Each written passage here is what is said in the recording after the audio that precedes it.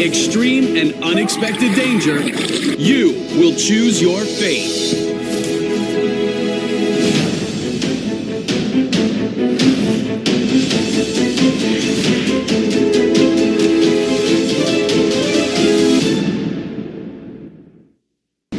The sun is setting on a picture-perfect afternoon off Lake Superior in Wisconsin. As the day ends, the winds have died down. Ideal conditions for a formation skydive.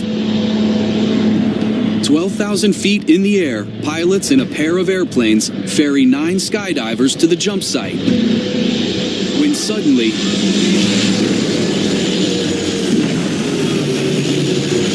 it's a fiery mid-air collision. Suddenly, the lead plane was coming at us, and as they hit, there was an explosion, and it was so hot. Amy Ebling is a single parent, and she's determined to survive.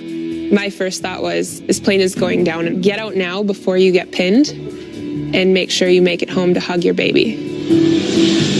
My very good friend was crushed between the 2 planes.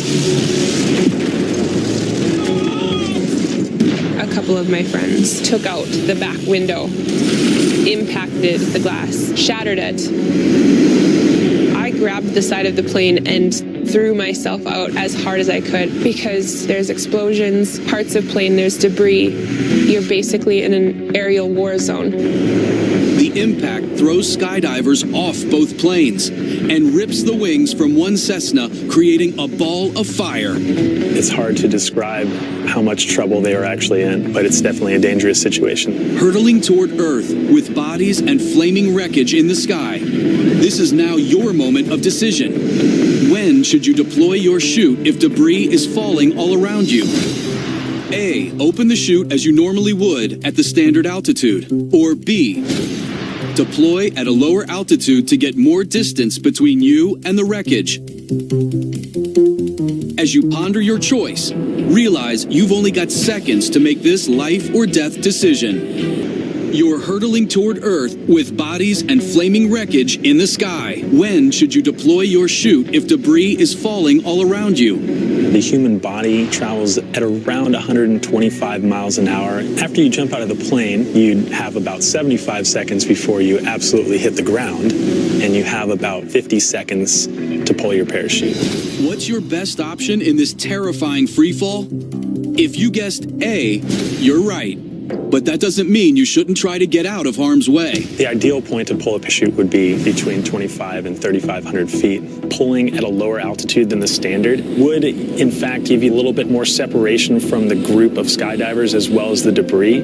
But you'd be putting yourself in more danger because you would be closer to the ground, which is the next thing that will eventually kill you. When I exited the aircraft, I went immediately into a tracking position to allow myself enough separation from the collision and the debris.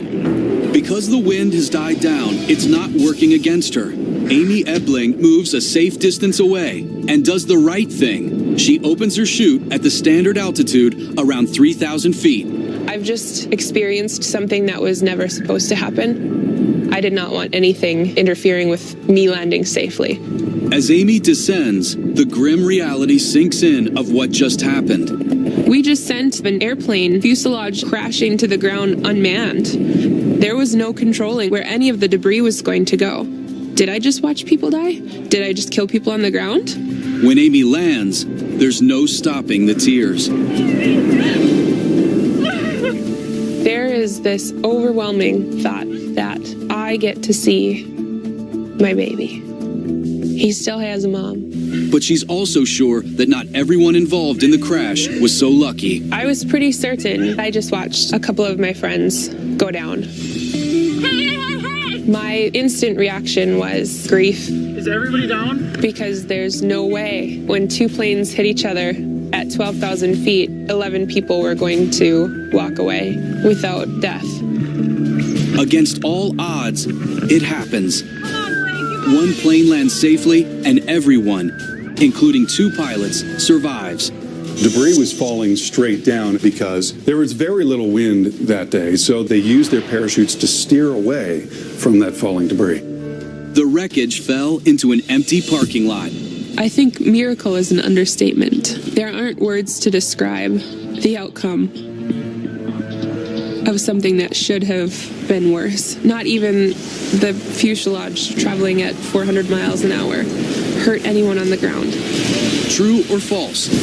It's standard practice for all skydiving pilots to wear parachutes. The answer?